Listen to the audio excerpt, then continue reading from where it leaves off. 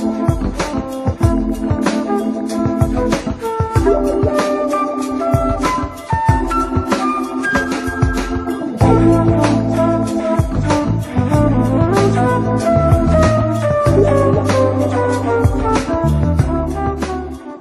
have been becoming more and more popular in America and around the world.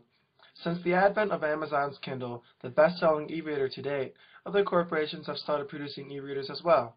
This includes the Barnes & Noble's Nook, the Sony Reader, and most importantly, the Apple iPad. The iPad is more advanced, albeit more expensive than the other e-readers on the market. Like other e-readers, the iPad can store thousands of books, but it can also do many other things that the other e-readers can't, such as connecting to the internet, providing the ability to share pictures and video, and also providing it all in full color high definition. But before we get further into the iPad, we should discuss the history of Apple and how the iPad came to be. Apple Incorporated, formerly Apple Computer Incorporated, is a multinational corporation that creates consumer electronics, computer software, and commercial servers. Apple's core product lines are the iPhone, iPod music player, Macintosh computers, and now the iPad. Co-founders Steve Jobs and Steve Wozniak effectively created Apple Computer on April 1, 1976, with the release of the Apple I, and incorporated the company on January 3, 1977, in Cupertino, California. For more than 2 decades, Apple Computer was predominantly a manufacturer of personal computers, including the Apple II, Macintosh, and Power Mac lines, but faced rocky sales and low market share during the 1990s. Jobs, who had been ousted from the company in 1985, returned to become Apple's CEO in 1996 and brought with him a new corporate philosophy of recognizable products and simple design. With the introduction of the successful iPod music player in 2001, Apple established itself as a leader in the consumer electronics industry, dropping computer from its name and going on to release the iPhone and iPad. Today, Apple is the largest technology firm in the world with annual revenue of over $60 billion. These are some statistics about the iPad. 300,000 Wi-Fi iPads sold on April 3rd launch day. 450,000 iPads sold total 5 days after launch. 3.5 million apps and 600,000 iBooks downloaded. 500,000 iPad units sold in its first week, and 1 million iPad users in 28 days since the launch. 2 million iPad owners after its international launch, and 3 million iPads were sold in 80 days. iPad is the 5th most popular mobile device in terms of unique users. iPhone is the first. iPad users consume 3 times as many videos as web users, and iPad users spend 4 times as long watching videos as web users. iPod is now the 5th most popular mobile device in terms of unique users. iPhone is the first. iPad users consume 3 times as many videos as web users. iPad users spend 4 times as long watching videos as web users. 10 million U.S. consumers say they either own or intend to buy an iPad. Most users of the iPad are from 30 to 54 age range, peaking in the 35 to 44 age group. iPads have improved digital publishing by increasing the browsing time on web-based magazine sites. iPads are becoming a major gaming platform with the endless amounts of gaming apps available. Gaming apps are by far the most popular apps available for iPad. My name is Cory Popp, and for this section of the video, I decided to pay a visit to the Apple Store on 16th and Walnut. The store opened July 30th and is Philadelphia's only Apple store.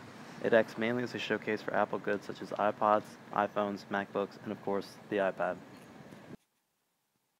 I wanted to try the iPad out for myself, and I quickly learned the device supports many functions. In this demonstration, I took a look at some of the iPad's most desired uses, including the ability to play games,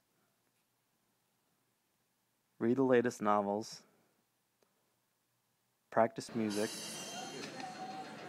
create and read reports, create and view a calendar, read and send email, browse the internet, and watch movies. My favorite function of the iPad is the ability to search maps with an extremely friendly user interface. One simply types in something they are looking for. In this case, I searched for Temple University, and then they are shown a satellite image in great detail.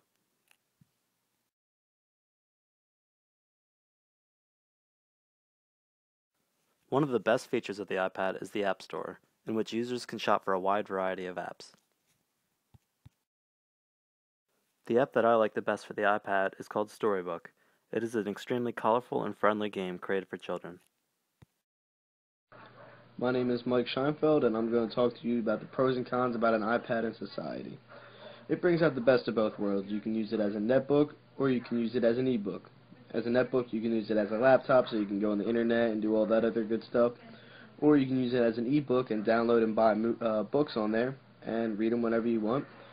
Another good thing about it is you can sign up with a provider and get 3G network, so you don't have to use your Wi-Fi and get it whenever you want. You have an app for about almost everything. Anything and everything you can think of, they probably have an app for. And it's a lot easier to bring around than a laptop. It's lighter, not as big. So, now I'm going to talk about the cons of an iPad. It's a very expensive item. Buy however many gigs you want to buy, 16, 32, or 64. That's how expensive it's going to be.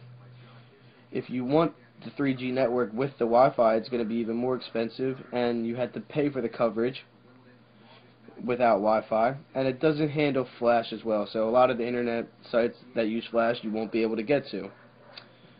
And now it also doesn't have a USB port, so you cannot connect with other devices as well. So there are my pros and cons about the iPad, and I hope you...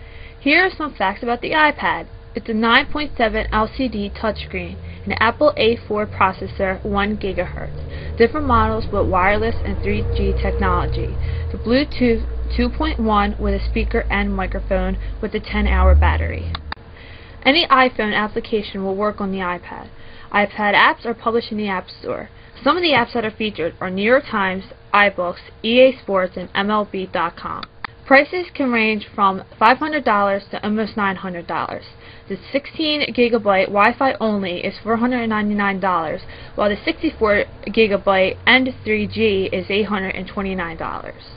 However, there are some factors to consider when purchasing an iPad.